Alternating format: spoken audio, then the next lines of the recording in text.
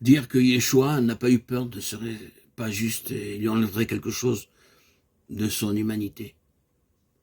C'est ce que faisaient ceux qu'on appelait au 1er siècle les monothéistes, du grec téléma, c'est-à-dire ceux qui n'en connaissaient en Yeshua qu'une volonté, la volonté divine, celle-ci absorbant, détruisant en quelque sorte la volonté humaine. En bon fils, Yeshua aurait toujours voulu ce que voulait son père, et de toute façon, il n'aurait pas pu faire autrement.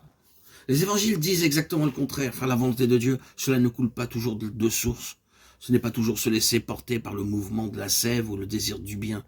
C'est aussi un combat, une agonie. D'ailleurs, agonia désigne en grec un combat entre deux volontés, deux désirs qui s'opposent, se rejettent même, avant de pouvoir peut-être s'accorder. Yeshua n'a jamais dit que la souffrance et la mort injuste étaient la volonté de Dieu, puisque lui-même, face à elle, dit non, si c'est possible que cette coupe s'éloigne de moi.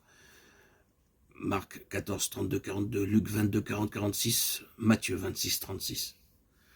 Sa psyché dit non quand il dit « Mon âme est triste à en mourir » dans l'épisode de Gethsémane.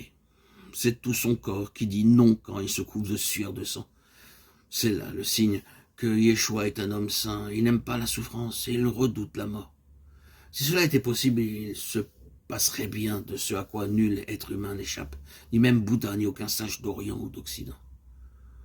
La volonté de la vie, c'est aussi la mort. Dès qu'un homme est né, il est assez vieux pour mourir. Et pourtant, Yeshua disait « Telle est la volonté de celui qui m'a envoyé, que je ne perde rien de ce qu'il m'a donné, mais que je le ressuscite au dernier jour.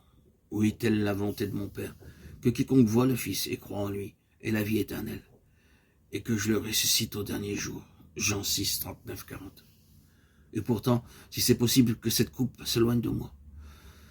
En cet instant, Yeshua a-t-il tout oublié de ce qu'il enseignait? Le Père l'a-t-il abandonné? La conscience d'être l'aurait-elle quitté?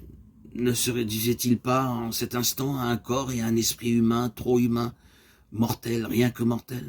N'est-ce pas généralement ce qui arrive au moment de la mort où l'on oublie tout, ce que l'on a appris et ce que l'on a enseigné? Il ne reste plus que cette angoisse devant la vanité, l'évanescence d'une vie que l'on croyait sublime et éternelle.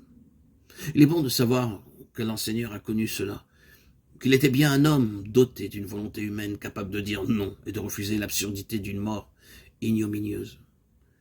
Mais la volonté humaine de Yeshua, comme son intelligence, demeurait ouverte à quelque chose de plus grand, à ce qu'il ne comprend pas, à ce qu'il ne saurait vouloir. Il ne portait pas seulement la volonté du ça, principe de plaisir, qui refuse la souffrance. Il ne portait pas en lui que la volonté du moi, volonté de bonheur qui refuse la malédiction et l'adversité.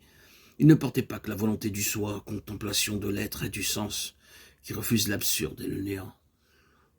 Il y avait en lui une ouverture de ces trois volontés, de ces trois composantes de son humanité à l'autre qui le fondait à la conscience d'être, qui voulait son accomplissement.